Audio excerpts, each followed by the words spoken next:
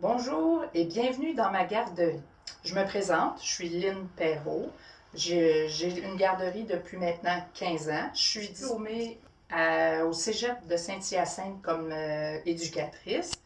Je vais tenter de vous faire une petite visite guidée des lieux pour vous donner un petit aperçu de qu'est-ce que notre garderie a l'air. Pour commencer, je vous demande de rentrer par la porte du côté. Vous avez juste à ouvrir la porte, ça va sonner automatiquement. Notre garderie est ouverte du lundi au vendredi de 7h30 à 17h30. On fait seulement du temps plein, ce qui veut dire un minimum de 4 heures par jour pour votre enfant. Quand vous allez rentrer, je vais venir vous accueillir ici.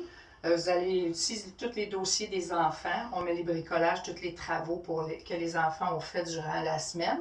Il y a les menus, le board, les explications puis les renseignements nécessaires pour vous aider. Quand les enfants sont arrivés, on descend.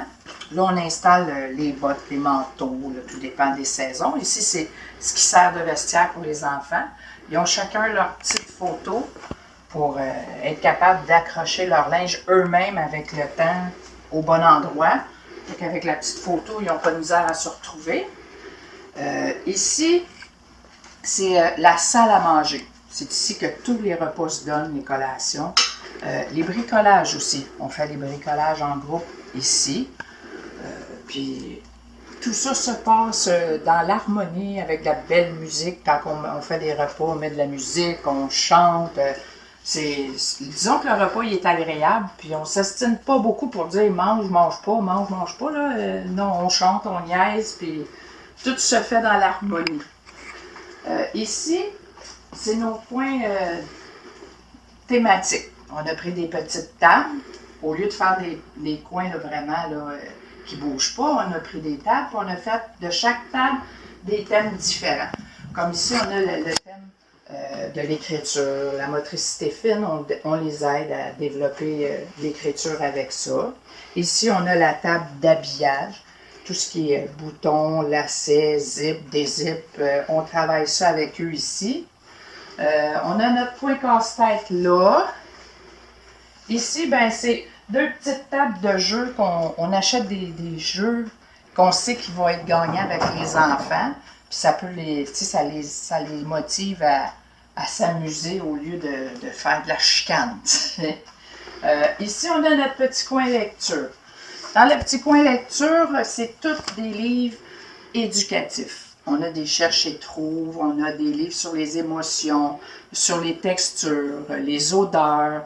On a des livres qui vont parler de l'espace. On essaie de développer l'intérêt aux enfants pour lire. Ici, c'est notre coin bal, amusement. On fait des lancers de précision.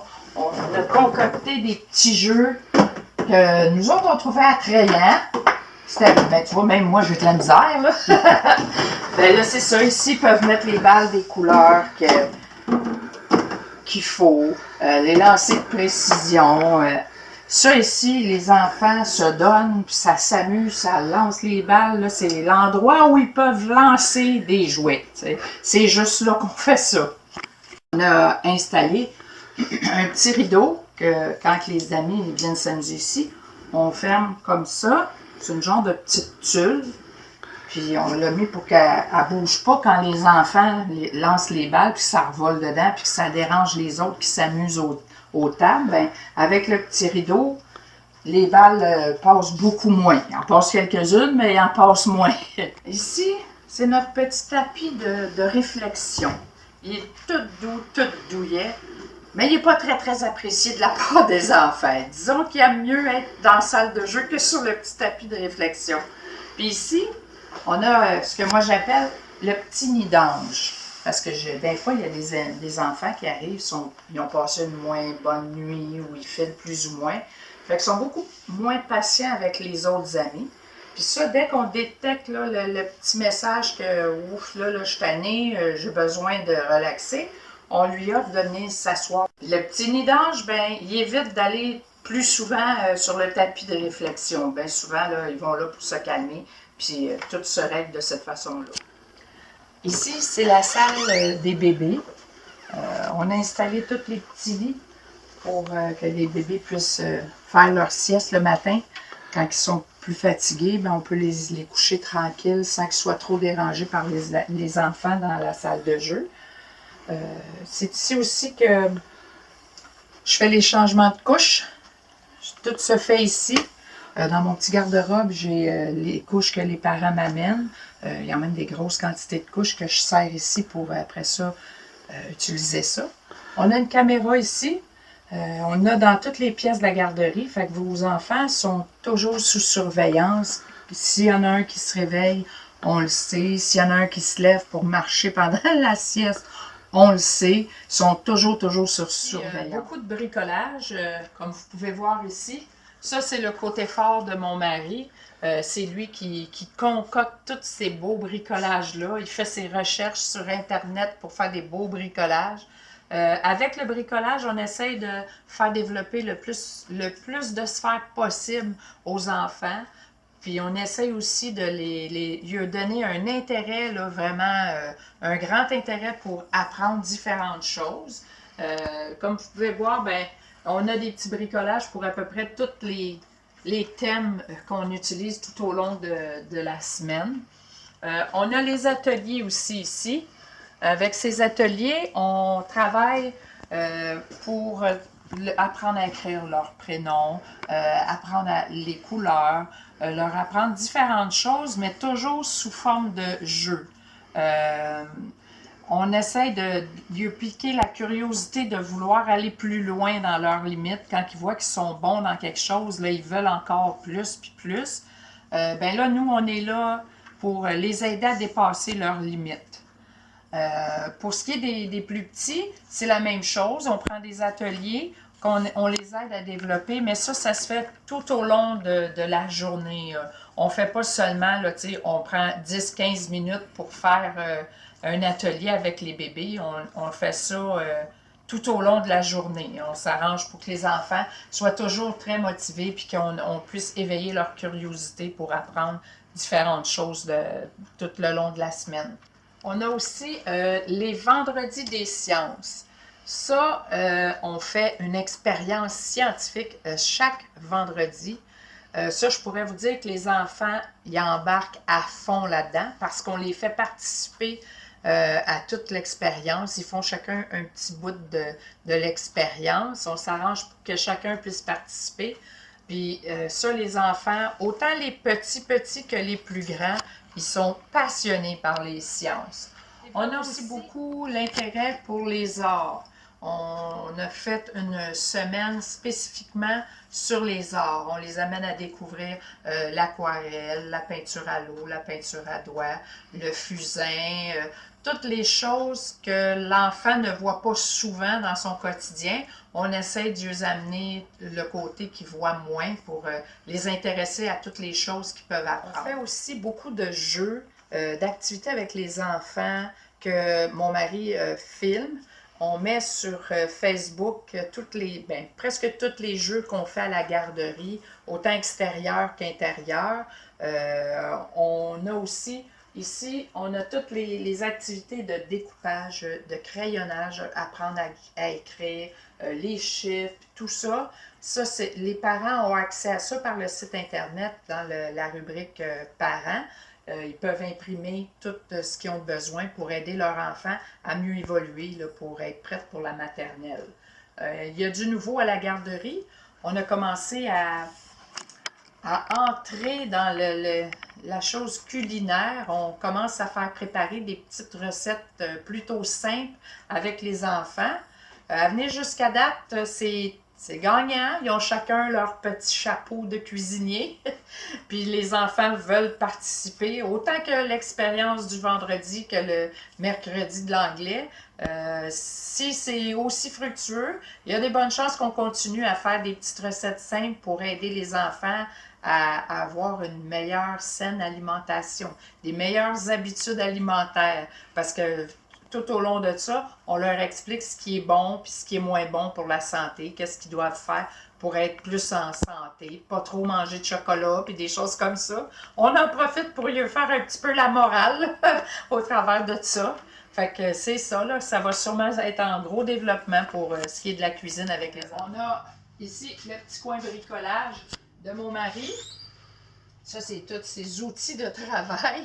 Quand ils préparent des bricolages pour les enfants, ben on est tous équipés pour faire des beaux bricolages que les enfants vont aimer présenter à leurs parents. Nous, on fait affaire avec les services d'un traiteur. Il nous apporte des repas à chaque semaine qui suit le guide alimentaire canadien. Vous voyez, ici, ça arrive comme ça. Pâté chinois, pâté parmentier. Ici, on a le poulet à la chinoise. Ça, c'est servi avec du riz. J'ai des petites choses de riz ou de patates ou des légumes qui vont aller avec les repas qu'ils nous amènent. Fait que ça, on sert ça aux enfants chaque jour. Ils ont toujours des menus très variés. Ici aussi, on sert des déjeuners complets à la garderie avec une collation en après-midi. On a décidé de servir des déjeuners gratuitement parce qu'il y avait beaucoup d'enfants qui n'avaient pas le temps de déjeuner à leur faim à la maison parce qu'ils étaient pressés par le temps ou quoi que ce soit. Fait que nous, ça nous a avantagés, ça l'a aidé à calmer les enfants qui avaient faim. On offre un petit déjeuner complètement gratuit. Ici, c'est la salle commune. Comme vous pouvez voir, il y a beaucoup de jeux. Ça sert à aider les enfants à développer pas mal toutes les sphères qu'ils ont à développer. Ils ne s'ennuient pas quand ils rentrent ici, je vous dirais. Là, quand les bébés arrivent ici, ils ont le sourire aux lèvres et ils sont bien contents de s'amuser. Ici, on fait les petites causeries aussi sur les thèmes, les différents thèmes qu'on a. On s'assoit et on jase du thème, qui connaît quoi sur quoi. Puis on fait une petite discussion au sommet avec les enfants. Le tapis ici, comme vous voyez, là, lui, il y a plusieurs utilités. Quand on fait des petites causeries, tout le monde s'assoit ici. On peut apprendre les lettres de l'alphabet, les chiffres, les couleurs. Les enfants aiment beaucoup participer à toutes ces activités-là. Comme vous voyez, on touche à tout. On a des petits casse-têtes, on a des petits ballons sauteurs qu'ils appellent, mais spécialement pour les plus petits. On a des petits jeux musicaux. Il y a vraiment de tout pour surtout les plus petits, parce que les plus grands, ils ont les tables de thème. Eux, ils peuvent aller s'amuser à l'extérieur, mais pour les 18 mois et moins, c'est plus ici que ça se passe. Fait que là, souvent, on va sortir des petits jouets comme ça, puis qu'on va mettre dans la salle de jeu. Là, les enfants, ils sont heureux, puis les plus grands viennent jouer avec les plus petits, puis ça fait bien plaisir aux petits. On a des jeux pour les plus vieux un petit peu. On a des petits cartons qu'il faut qu'ils reproduisent les mêmes schémas que sur le carton. On a 2 comme ça. Même les plus petits, même ceux qui sont plus jeunes, si on voit qu'ils ont un intérêt pour le jeu, je vais m'installer avec eux, puis je vais lui montrer comment ça fonctionne. Puis de cette façon-là, ils apprennent leurs couleurs, ils apprennent leurs chiffres, tout en s'amusant. On montre seulement comment ça fonctionne le jeu, puis les enfants sont bien heureux. Ici, on a notre arbre alphabétique. Lui, je vous dirais qu'il y a beaucoup d'enfants qui s'intéressent à ça. Puis je vous dirais, je ne m'attendais pas à ce que ce soit des enfants aussi jeunes qui s'intéressent à ça. Mais oui, on a des petits qui ont 1 an et demi, 20 mois, qui sont intéressés aux lettres puis à apprendre. Puis ça, c'est aimanté. Fait qu'il faut qu'ils prennent leur petit crayon ici, puis qu'ils emmènent la lettre majuscule à la bonne lettre minuscule. Ils comprennent assez bien le principe. Ils apprennent pas mal leurs lettres avec ça. J'en ai des tout petits qui connaissent plusieurs lettres. C'est assez impressionnant.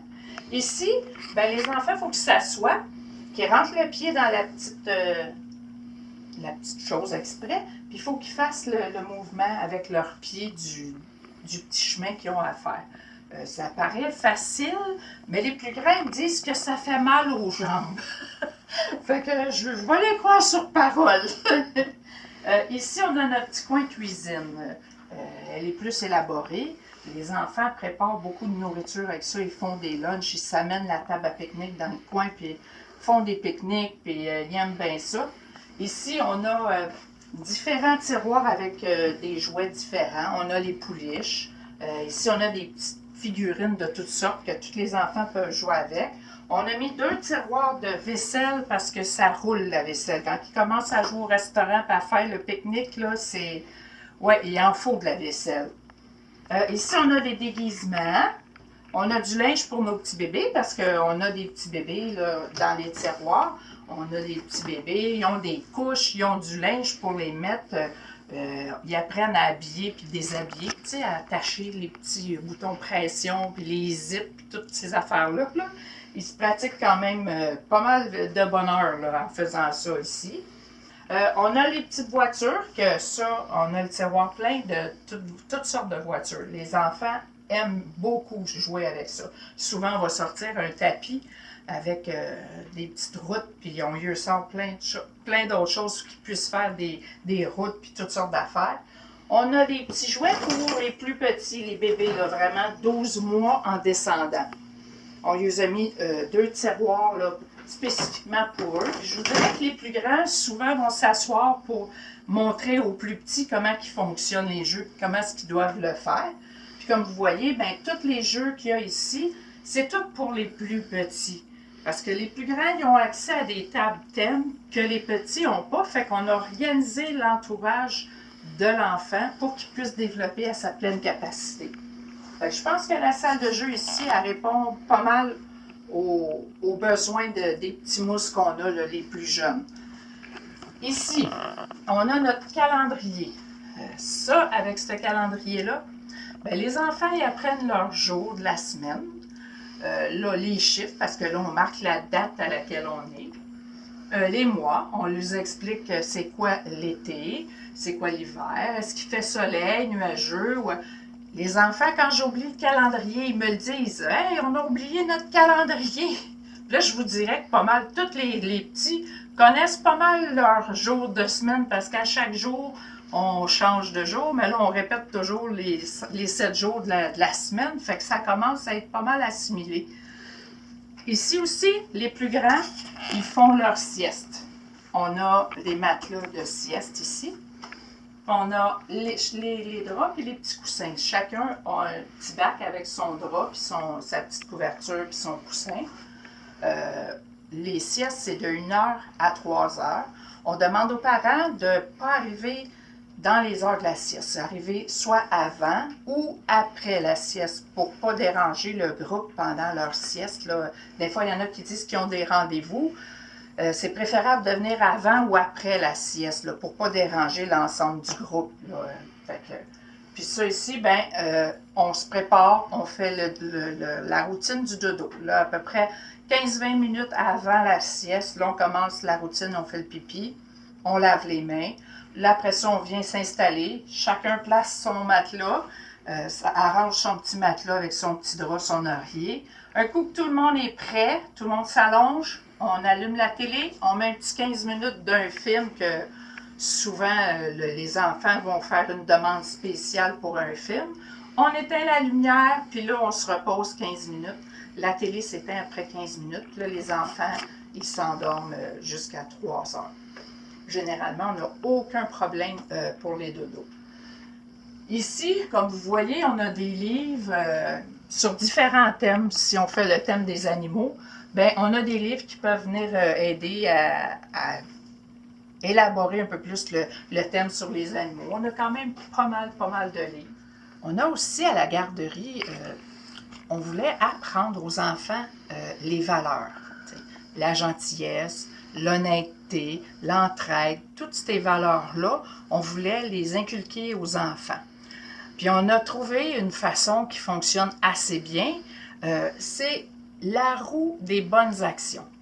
Là, on explique aux enfants c'est quoi une bonne action. Quand quelqu'un fait de l'entraide entre eux autres, qui s'aide ou qui va donner un coup de main, ou peu importe s'il est gentil, on le souligne et on dit « Wow, bravo, tu as une petite roue la roue de bonnes actions. » Là, à la fin de la semaine, tout dépend du nombre de roues qu'ils ont amassées.